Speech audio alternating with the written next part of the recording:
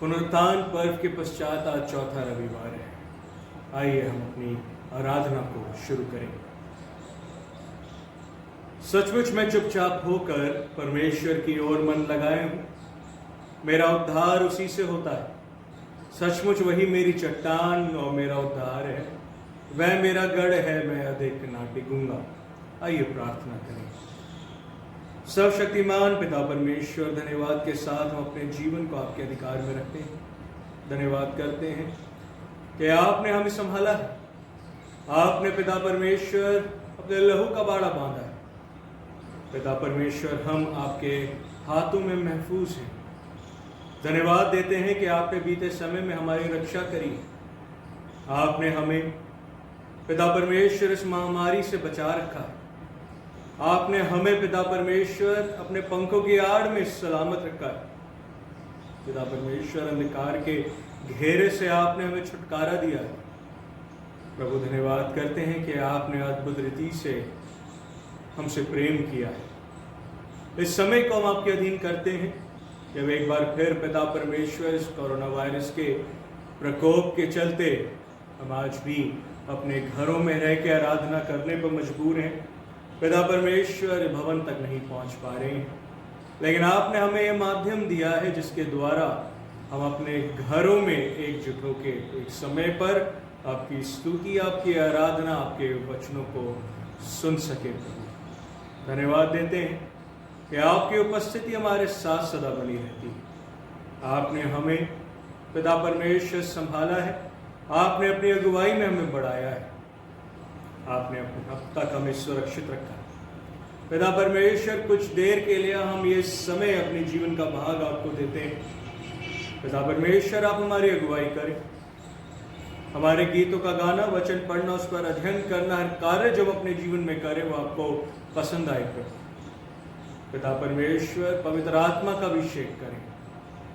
पिता परमेश्वर, आप हमारी निरंतर सहायता करें। आपके स्वर्गदूत हमारी रक्षा और सेवा के लिए हो। प्रभु, हम घटते रहें और आप बढ़ते रहें और आपका नाम सदा धन्य कहा जाए। सारा आदर महिमा आपको देते हैं। इस आराधना को आपके मुबारक हाथों में सौंपते हैं। धन्यवाद के साथ प्रार्थना प्रभु यीशु मसीह के नाम से मांगते हैं। सुने और कबूल करें। आमीन। हम परमेश्वर की महिमा के लिए गीत गाएंगे। गीत 74 तू ही दाता विश्व विधाता, तेरी दुनिया सारी, कैसा ये इंसान बनाया, शान तेरी है न्यारी। 74।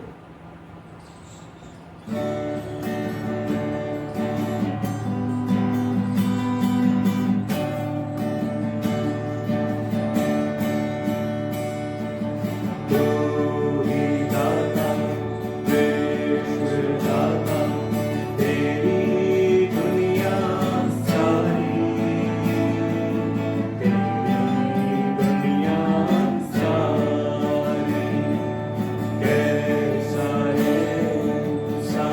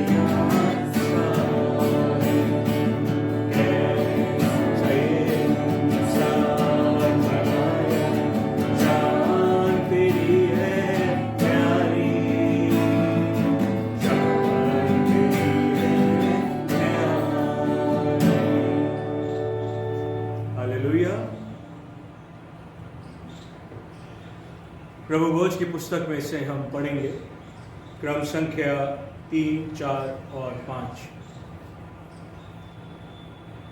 प्रभु यीशु मसीह का अनुग्रह, परमेश्वर का प्रेम और पवित्र आत्मा की सहभागिता आप सबके साथ हो। सर्वशक्तिमान परमेश्वर, आपके सम्मुख सबके हृदय खुले हैं, आप सबकी अभिलाषाओं को जानते हैं और आपसे कोई भी भेद छिपा नहीं है। अपने पवित्र आत्मा की प्रेरणा से हमारे हृदय के विचारों को शुद्ध कीजिए, ताकि हम आपसे पूर्ण रूप से प्रेम करें और योग्य रीति से आपके पवित्र नाम की स्तुति करें, हमारे प्रभु यीशु मसीह के द्वारा। आमीन। स्वर्ग में परमेश्वर की महिमा और पृथ्वी पर उसके लोगों को शांति। हे प्रभु परमेश्वर, स्वर्ग के राजा, सर्वशक्तिमान पिता परमेश्वर, हम आपकी आराधना करते, आपको धन्यवाद देते और आपकी महिमा के कारण आपकी स्तुति करते हैं। हे प्रभु यीशु मसीह, परमेश्वर पिता के इकलौते पुत्र, हे प्रभु परमेश्वर, हे परमेश्वर के मेमने, आप जगत का पाप उठा ले जाते हैं, हम पर दया कीजिए। आप पिता की दाहिनी ओर विराजमान हैं, हमारी प्रार्थना स्वीकार कीजिए, क्योंकि केवल आप ही पवित्र हैं, आप ही प्रभु हैं, आप ही यीशु मसीह पवित्र आत्मा के साथ परमेश्वर पिता की महिमा में परम उच्च हैं। आमीन। ये समय होगा कि अब हम उत्तरवादी पाठ के लिए पढ़ेंगे भजन संहिता और उसका भजन 63। भजन संहिता, उसका भजन 63, साम 63 और इसकी पहली 5 आयतें। हे परमेश्वर, तू मेरा परमेश्वर है, मैं तुझे यत्न से ढूंढूंगा। सूखी और निर्जल उसर भूमि पर मेरा मन तेरा प्यासा है, मेरा शरीर तेरा अति अभिलाषी है। इस प्रकार से मैंने पवित्र स्थान में तुझ पर दृष्टि की कि तेरी सामर्थ और महिमा को देखूं, क्योंकि तेरी करुणा जीवन से भी उत्तम है। मैं तेरी प्रशंसा करूंगा, इसी प्रकार मैं जीवन भर तुझे धन्य कहता रहूंगा और तेरा नाम लेकर अपने हाथ उठाऊंगा। मेरा जीव मानो चर्बी और चिकने भोजन से तृप्त होगा और मैं जय जयकार करके तेरी स्तुति करूंगा। आमीन। जब आज पुनरुत्थान पर्व के पश्चात चौथा रविवार है, आज का विषय है प्रभु यीशु मार्ग, सत्य और जीवन है। प्रभु यीशु मार्ग, सत्य और जीवन है। आइए विशेष प्रार्थना करें। हे सर्वशक्तिमान परमेश्वर, आपका सचमुच जानना ही शाश्वत जीवन है। वह दीजिए कि हम आपके पुत्र प्रभु यीशु मसीह को इस प्रकार पूर्ण सिद्धता से जाने कि वह मार्ग, सत्य और जीवन है और हमें शाश्वत जीवन की ओर ले जाते हैं। उन्हीं के द्वारा जो आपके और पवित्र आत्मा के साथ एक परमेश्वर है और अब तथा सदा सर्वदा जीवित और राज्य करते हैं। आमीन। समय होगा, पवित्र शास्त्र में से पहले 2 पाठ पढ़े जाएंगे। पहला पाठ पढ़ा जाएगा प्रेरितों के काम और उसका 6वां अध्याय, उसकी 1 आयत से 7 आयतों तक, और दूसरा पाठ आपके सामने पढ़ा जाएगा पहला पत्रस, उसका 2 अध्याय और उसकी 2 आयत से 10 आयतों तक। सीखी आप सबको। मैं प्रभु के पवित्र वचन में से पढ़ूंगी प्रेरितों के काम, उसका 6 बाब, उसकी 1 आयत से लेकर उसकी 7 आयत तक। उन दिनों में चेलों की संख्या बहुत बढ़ने लगी। तब यूनानी भाषा बोलने वाले इब्रानी भाषा बोलने वालों पर कुड़कुड़ाने लगे कि प्रतिदिन की सेवकाई में हमारी विधवाओं की सुधि नहीं ली जाती। तब उन 12 ने चेलों की मंडली को अपने पास बुलाकर कहा, यह ठीक नहीं कि हम परमेश्वर का वचन छोड़कर खिलाने पिलाने की सेवा में रहें। इसलिए हे भाइयों, अपने में से 7 सुनाम पुरुषों को जो पवित्र आत्मा और बुद्धि से परिपूर्ण हो चुन लो कि हम उन्हें इस काम पर ठहरा दें। परंतु हम तो प्रार्थना में और वचन की सेवा में लगे रहेंगे। यह बात सारी मंडली को अच्छी लगी और उन्होंने स्तिफनुस नामक एक पुरुष को, जो विश्वास और पवित्र आत्मा से परिपूर्ण था और फिलिपुस और प्रुप्रूस और निकोनोर और तिमोन और बरनबास और अंताक्यावासी नुकुलुस को, जो यहूदी मत में आ गया था, चुन लिया। इन्हें प्रेरितों के सामने खड़ा किया और उन्होंने प्रार्थना करके उन पर हाथ रखे। परमेश्वर का वचन फैलता गया और यरूशलेम में चेलों की गिनती बहुत बढ़ती गई और याजकों का एक बड़ा समाज इस बात को मानने वाला हो गया। ये प्रभु का वचन है। प्रभु अपने इस पवित्र वचन को पढ़े और सुने जाने पर अपनी आशीष और बरकत दे। आमीन। प्रभु के पवित्र कलाम में से पढ़ेंगे पहला पत्रस, उसका 2 अध्याय 2 आयत से 10 आयत तक।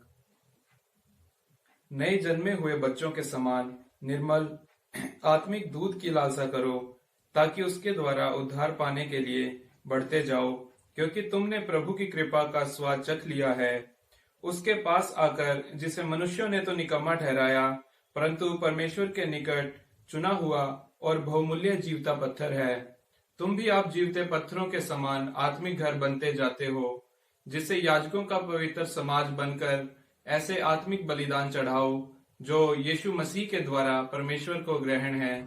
इस कारण पवित्र शास्त्र में भी आया है, देखो मैं सिय्योन में कोने के सिरे का चुना हुआ और बहुमूल्य पत्थर धरता हूँ, और जो कोई उस पर विश्वास करेगा वह किसी रीति से लज्जित नहीं होगा। अतः तुम्हारे लिए जो विश्वास करते हो वह तो बहुमूल्य है, पर जो विश्वास नहीं करते हैं उनके लिए जिस पत्थर को राजमिस्त्रियों ने निकम्मा ठहराया था वही कोने का सिरा हो गया और ठेस लगने का पत्थर और ठोकर खाने की चट्टान हो गया है, क्योंकि वे तो वचन को ना मानकर ठोकर खाते हैं और इसी के लिए वे ठहराए भी गए थे।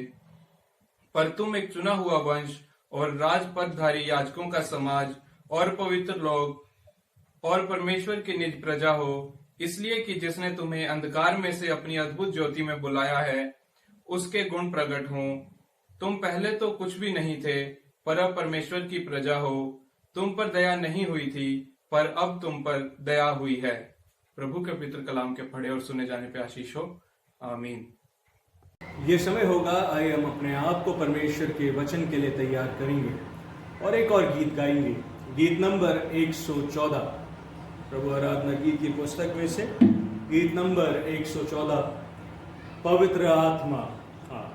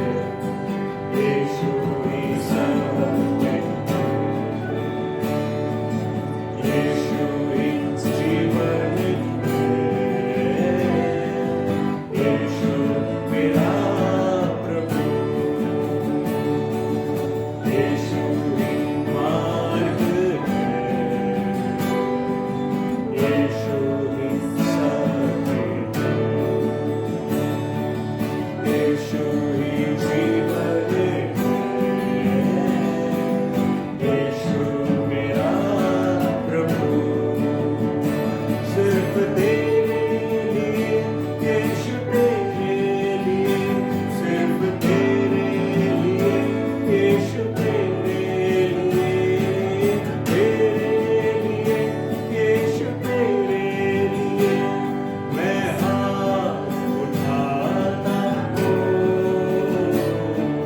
पवित्र आत्मा, पवित्र आत्मा,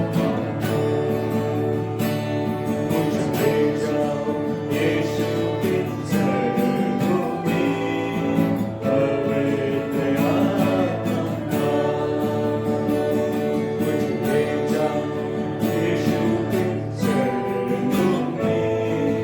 पवित्र आत्मा, हालेलुया।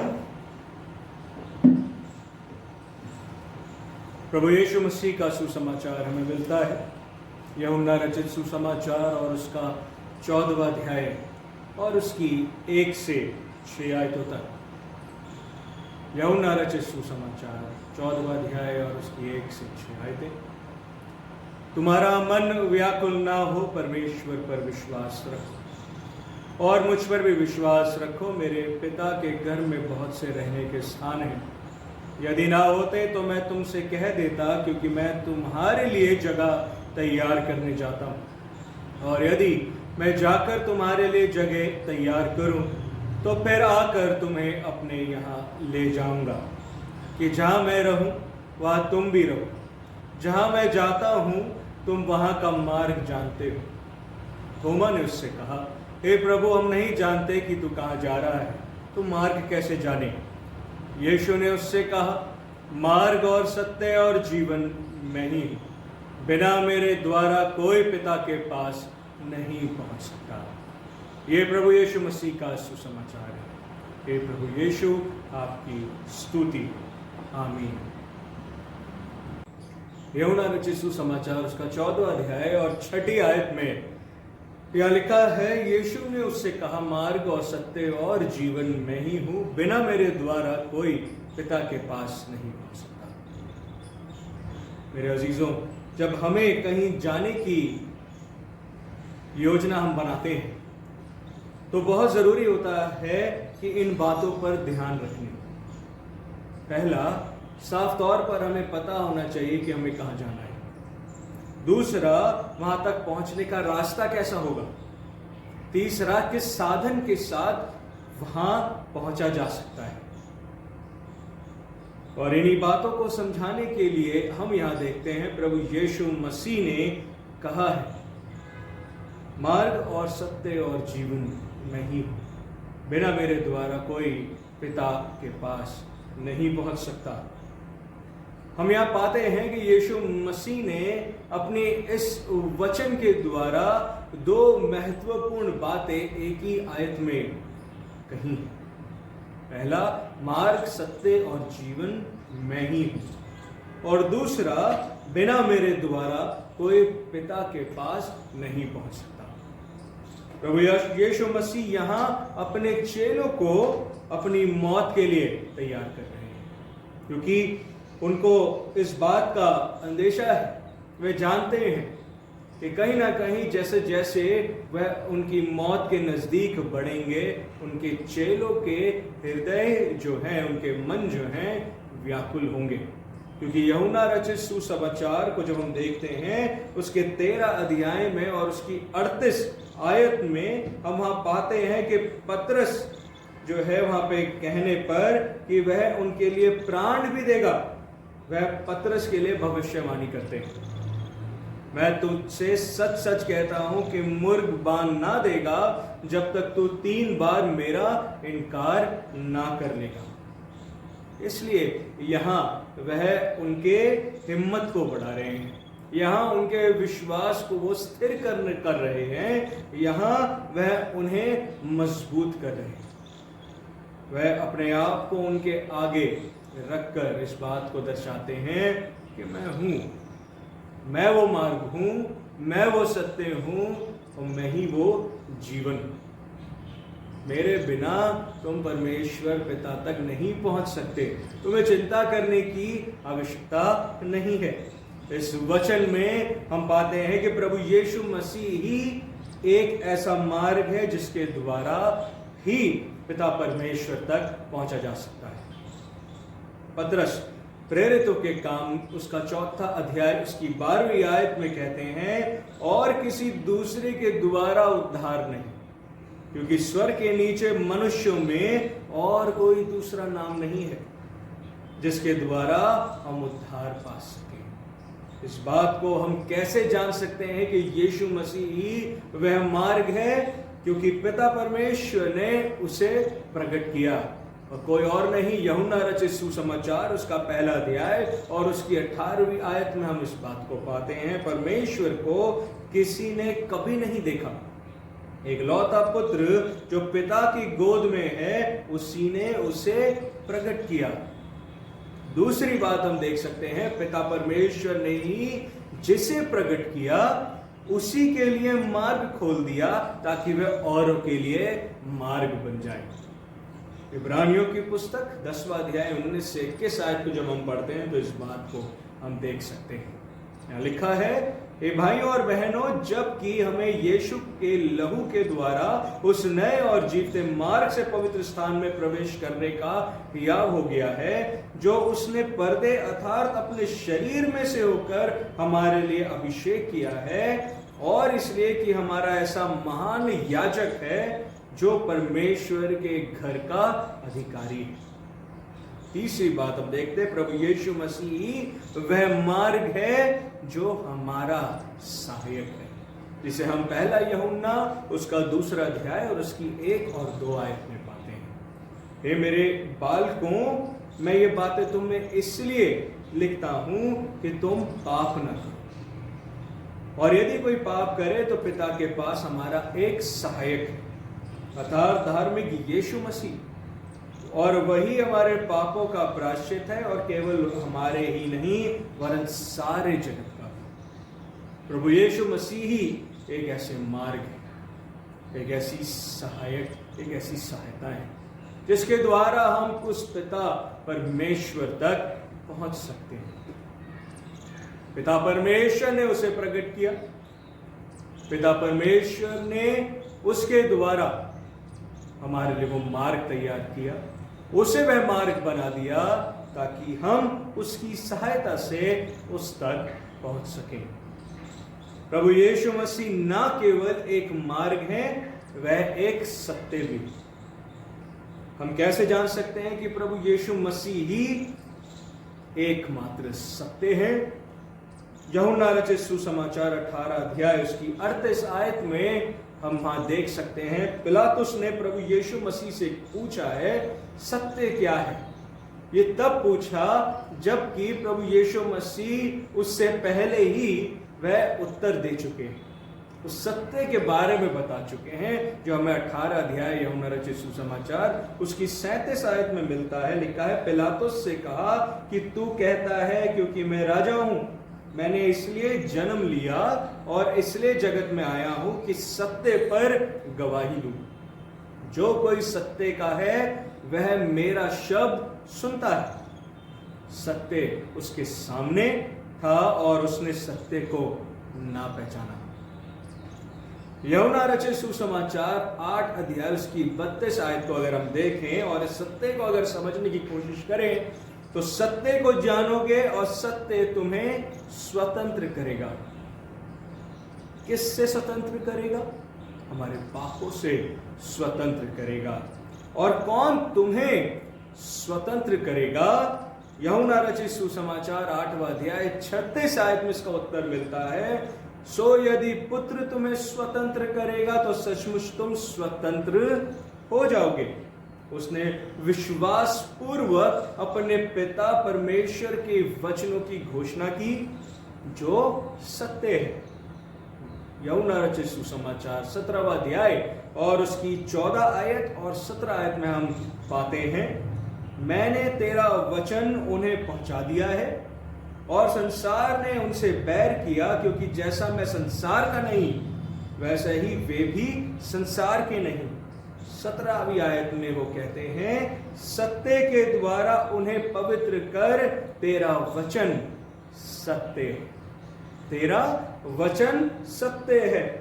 यूहन्ना रचित सुसमाचार 1 अध्याय 1 आयत में लिखा है, आदि में वचन था, वचन परमेश्वर के साथ था और वचन परमेश्वर था।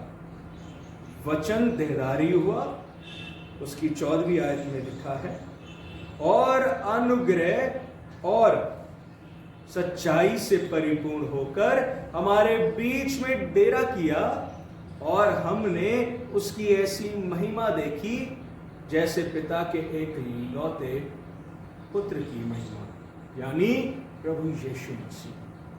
प्रभु यीशु मसीह ही वह सत्य है जो परमेश्वर के साथ था। वो वचन जो है वो देहधारी हुआ और हमारे बीच में आया। वो वचन सत्य था। वो वचन अब प्रभु यीशु मसीह अपने आप को बता रहे हैं। वो दर्शा रहे हैं कि मैं ही वह सत्य हूं। प्रभु यीशु मसीह की शिक्षाओं का पालन करने से हम सच्चाई और उसके द्वारा दी जाने वाली स्वतंत्रता को जान सकते हैं। पाप के बंधन से मुक्ति या स्वतंत्रता तब और भी सार्थक हो जाती है जब हम विचार करते हैं कि प्रभु यीशु मसीह कैसा जीवन है, क्योंकि उसने कहा है, मार्ग, सत्य और जीवन मैं हूं। तो वो कैसा जीवन है हम इस बात को देख सकते हैं, क्योंकि पिछले रविवार ही हमने इस बात को जाना था, क्योंकि वह एक अच्छा चरवाहा है जो अपने भेड़ों की बातों को, उसके शब्द को सुनता और उन्हें पहचानता और उनको आनंद जीवन का वायदा उनसे करता है। और जो उन परमेश्वर के शब्द को सुनती, परमेश्वर के शब्द को पहचानती हैं, तो वो भेड़ भी उस प्रभु के पीछे हो लेती हैं। क्यों? क्योंकि उन्हें वह वायदा मिला है परमेश्वर की ओर से सदा साथ रहने का, अनंत जीवन का। प्रभु यीशु मसीह ही एक ऐसा जीवन है जिसमें सदा की शांति का वायदा है, जो कोई समाज नहीं दे सकता। प्रभु यीशु मसीह ही एक ऐसा जीवन है जो मानव जाति और सृष्टि के प्रति सदा प्रेम को दर्शाता है। प्रभु यीशु मसीह ही एक ऐसा जीवन है जिसमें आनंद की भरपूरी है। और हम कैसे इस जीवन को पा सकते हैं? प्रभु यीशु मसीह में नए सिरे से जन्म लेंगे। प्रभु यीशु मसीह में जब हमने उसे अपना लिया है तो हम एक नई सृष्टि हैं। एक नए सिरे से जन्म लेके ही हम उसका जीवन पा सकते हैं। इब्रानियों की पुस्तक 10वां अध्याय 22 और 23 आयत में इस प्रकार लिखा है, आओ हम सच्चे मन और पूरे विश्वास के साथ विवेक को दोष दूर करने के लिए हृदय पर छिड़काव लेकर और देह को शुद्ध जल से धुलवाकर परमेश्वर के समीप आए और अपनी आशा के अंगीकार को दृढ़ता से थामे रहे, क्योंकि जिसने प्रतिज्ञा की है वह सच्चा है। हमें अपने आप को तैयार करने की आवश्यकता है, उस जीवन को अपनाने की आवश्यकता है। कैसे? सच्चे मन के साथ, पूरे विश्वास के साथ, और अपने हृदय से सारे दोष अपराधों को दूर करके, देह को शुद्ध जल से धुलवाकर, अपने आप को पवित्र करके, अपने मन को पवित्र करके उसके समीप हमें आने की आवश्यकता है। अंगीकार करें, क्योंकि वही एकमात्र हमारा प्रभु है। मेरे भाइयों और बहनों, वाकई में प्रभु यीशु मसीह ही मार्ग, सत्य और जीवन है। बिना उनके हम पिता परमेश्वर तक नहीं पहुंच सकते। वही मार्ग है जो परमेश्वर को हमारे स्वर्गीय पिता के रूप में जानने और अनुभव करने का एक तरीका है। वह सत्य है जो पाप, अपराध और बंधन से स्वतंत्रता प्रदान करता है। तो वही जीवन है जो एक ऐसा स्तोत्र है जो अब धन्य है और हमेशा तक सदा हमारे साथ बना रहेगा। सवाल ये है कि क्या प्रभु यीशु मसीह के लिए आपका मार्ग, आपका सत्य, आपका जीवन बदल गया है? क्या आपने प्रभु यीशु मसीह ही हमारा मार्ग है, प्रभु यीशु मसीह ही हमारा सत्य है, प्रभु यीशु मसीह ही हमारा जीवन है, अपनाया है? अगर नहीं तो आज वो समय है कि हमें उसे अपनाना है, हमें अपने जीवन से उसे जोड़ना है। आज हमें अपने आप को वो तैयारी में रखना है कि प्रभु केवल तू ही वो मार्ग है जिस पर हमें चलना है। प्रभु केवल तू ही वो सत्य है जिसे हमें अब जानने की आवश्यकता है। और प्रभु केवल तू ही है जिसके द्वारा हम तेरे जीवन का उदाहरण लेके अपने जीवन को एक संपूर्ण जीवन, एक आशीष भरा जीवन बना सकते हैं। एक सच्चे उद्धार के लिए बहुत आवश्यक है कि प्रभु यीशु आपका मार्ग, सत्य और जीवन बन जाए। प्रभु इन वचनों के द्वारा आप सबको बहुत आयत की आशीषें दे। आमीन। ये समय होगा कि हम विश्वास वचन को एक साथ मिलके दोहराएंगे।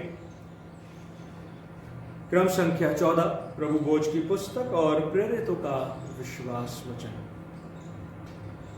मैं सर्वशक्तिमान पिता, स्वर्ग और पृथ्वी के सृष्टिकर्ता परमेश्वर पर विश्वास करता हूं।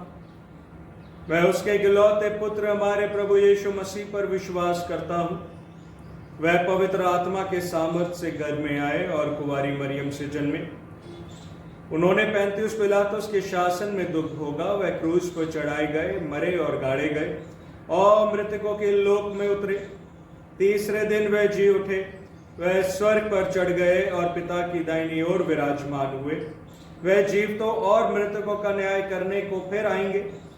मैं पवित्र आत्मा पर, पवित्र सरलौकिक कलीसिया पर, संतों की संगति, पापों की क्षमा, देह के पुनरुत्थान और शाश्वत जीवन पर विश्वास करता हूं।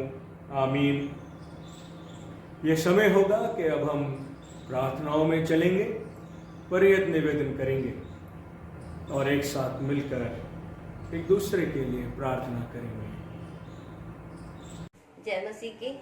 हम पढ़ेंगे परहित निवेदन। हम समस्त मानव जाति के लिए प्रार्थना करें और अपनी प्रार्थनाओं को प्रभु यीशु मसीह के निरंतर निवेदन के साथ अर्पित करें। हे पिता, हम प्रार्थना करते हैं कि समस्त संसार में न्याय और शांति स्थापित हो और प्रत्येक व्यक्ति भरपूर जीवन प्राप्त करे। हे दयावान प्रभु, हमारी प्रार्थना सुनिए। उन सब लोगों के लिए जो इस नगर गांव में रहते हैं, उन सब बातों को दूर करने के लिए जिनसे आपसी फूट और झगड़े होते हैं, और हमारे देश में सच्ची एकता की बढ़ती के लिए हे दयावान प्रभु, हमारी प्रार्थना सुनिए। उन सब लोगों के लिए जो कृषि, उद्योग अथवा व्यापार में लगे हुए हैं, उन सब मजदूरों और कारीगरों के लिए और उन सब के लिए जो हमारे देश की रक्षा करते हैं, हे दयावान प्रभु, हमारी प्रार्थना सुनिए। अध्यापकों और शास्त्रों, वैज्ञानिकों, लेखकों और कलाकारों और उन सब व्यक्तियों के लिए जो अन्य लोगों के विचारों और भावनाओं को प्रभावित करते हैं, हे दयावान प्रभु, हमारी प्रार्थना सुनिए। उन सब लोगों के लिए जो दुखी हैं, बेरोजगार हैं, भूखे प्यासे हैं, दरिद्र और दलित हैं, बीमार और मरणासन हैं, और उन सब व्यक्तियों के लिए जो ऐसे लोगों की सेवा और सहायता करते हैं, हे दयावान प्रभु, हमारी प्रार्थना सुनिए। हमारे तथा अन्य देशों के सब शासकों के लिए, विशेषकर हमारे राष्ट्रपति, प्रधानमंत्री, इस राज्य के राज्यपाल और मुख्यमंत्री और उनके लिए भी जो लोगों पर किसी प्रकार का अधिकार रखते हैं, हे दयावान प्रभु, हमारी प्रार्थना सुनिए। संपूर्ण मसीह समाज की एकता और मेल मिलाप के लिए और समस्त संसार में उनकी गवाही और सेवा कार्य के लिए, हे दयावान प्रभु, हमारी प्रार्थना सुनिए। भारत में आपकी समस्त कलीसिया के लिए, उसकी परिषदों तथा अगुवों, विशेषकर हमारे प्रमुख धर्माचार्य, दक्षिण भारत की कलीसिया के प्रमुख धर्माचार्य और मार्थोमा कलीसिया के मेट्रोपॉलिटन, हमारे धर्माचार्य, हमारे पुरोहित और आपकी कलीसिया के सब अन्य धर्म सेवकों के लिए कि वे सच्चाई और लगन से आपकी सेवा करें, हे दयावान प्रभु, हमारी प्रार्थना सुनिए। ये वर दे कि कि आपके उन सब भक्तों के साथ जिन्होंने अपने जीवन में सच्चाई से आपकी सेवा की है, हम भी आपके राज्य के शाश्वत आनंद में संभागी हो सके। हे दयावान प्रभु, हमारी प्रार्थना सुनिए। आइए हम प्रार्थना करें। धन्यवाद दयालु पिता परमेश्वर, हम आपका तहे दिल से धन्यवाद करते हैं कि आपने हमें अब तक सलामत रखा पिता परमेश्वर, अपनी पनाह में रखा पिता परमेश्वर। ये प्रातः काल की मीठी रोशनी दिखाई पिता परमेश्वर, इसके लिए हम तहे दिल से आपका धन्यवाद करते पिता परमेश्वर। दयालु पिता परमेश्वर, प्रार्थना करते हैं उन लोगों के लिए जिन्होंने आज की प्रातः काल की सुहानी देखी पिता, उनको आशीष दीजिएगा। उनके परिवारजनों को भी पिता परमेश्वर उनको संभालिएगा पिता परमेश्वर, ताकि वो पिता परमेश्वर सदमे को बर्दाश्त कर सके पिता परमेश्वर। दयालु पिता परमेश्वर, प्रार्थना करते हो, आप जानते हैं संसार में एक महामारी फैली हुई है। विनती करती पिता परमेश्वर, होने दीजिए इस महामारी से, सिर्फ आप ही हमें बचा सकते हैं पिता परमेश्वर, क्योंकि आप डॉक्टरों के डॉक्टर, वैद्यों के वैद्य है पिता परमेश्वर। दयालु पिता परमेश्वर, विनती करती प्रभु, होने दीजिए इस महामारी का अंत जल्द से जल्द हो जाए पिता परमेश्वर। जो डॉक्टर, जो साइंटिस्ट पिता परमेश्वर इसका वैक्सीन ढूंढ रहे पिता परमेश्वर, उनकी मदद और सहायता कीजिए ताकि वे जल्द से जल्द इस वैक्सीन को तैयार कर सकें, ताकि सृष्टि को, लोगों को बचाया जा सके पिता परमेश्वर। प्रार्थना करते हैं उन लोगों के लिए पिता परमेश्वर जो इस बीमारी से ग्रस्त है पिता परमेश्वर, उन्हें छू के उन्हें चंगाई प्रदान कीजिए। उनके परिवार वालों के लिए प्रार्थना करते पिता परमेश्वर, उन सबको इस बीमारी से बचा के रखेगा पिता परमेश्वर। प्रार्थना करते हैं उन लोगों के लिए पिता परमेश्वर जो अपनी ड्यूटी निभा रहे हैं पिता परमेश्वर, डॉक्टरों, नर्सों, पैरामेडिकल स्टाफ, पुलिस वाले, मीडिया वाले और भी पिता परमेश्वर जो अपनी ड्यूटी कर रहे हैं पिता परमेश्वर। हर एक को आप संभाल के रखेगा पिता परमेश्वर, उनके परिवार वालों को भी आप संभाल के रखेगा। होने दीजिए पिता परमेश्वर। प्रार्थना करते उन गरीबों के लिए जो इस लॉकडाउन में पिता परमेश्वर, जिनके पास पिता परमेश्वर रोजगार का जरिया भी नहीं है पिता परमेश्वर, होने दीजिए पिता परमेश्वर। सरकार जो भी सहायता कर रही है वो उन तक पहुंच सके पिता परमेश्वर, ताकि आपकी सृष्टि में कोई इंसान भूखा न सोने पाए। दयालु पिता परमेश्वर, हर एक की मदद और सहायता कीजिए पिता परमेश्वर। दयालु पिता परमेश्वर, छोटी सी विनती को सुनिए, कबूल कीजिए, आपके प्यारे मीठे नाम से मांगते हैं, आमीन। हे स्वर्गीय पिता, अपने राज्य को शीघ्र प्रकट कीजिए और हमारी इन प्रार्थनाओं को सुनिए। हम आपके पुत्र, अपने प्रभु और उद्धारकर्ता यीशु मसीह के नाम से मांगते हैं, आमीन। आइए हम प्रभु की प्रार्थना एक साथ मिलकर कहें। हे हमारे स्वर्गीय पिता, आपका नाम पवित्र माना जाए, आपका राज्य आए, आपकी इच्छा जैसे स्वर्ग में पूरी होती है वैसे पृथ्वी पर भी पूरी हो। आप हमारे दिन भर की रोटी आज हमें दीजिए। आप हमारे अपराधों को क्षमा कीजिए जैसे हमने अपने अपराधियों को क्षमा किया है। आप हमें परीक्षा में मत डालिए परंतु बुराई से बचा लीजिए, क्योंकि राज्य, पराक्रम और महिमा अब और सदा सर्वदा आप ही के हैं, आमीन। परमेश्वर की शांति जो सारी समझ से परे है, परमेश्वर के और उसके पुत्र हमारे प्रभु यीशु मसीह के ज्ञान और प्रेम में आपके हृदय और विचारों को सुरक्षित रखे, और सर्वशक्तिमान परमेश्वर पिता, पुत्र और पवित्र आत्मा की आशीष आप पर हो और आपके साथ सदा सर्वदा बनी रहे, आमीन। सबको जय मसीह।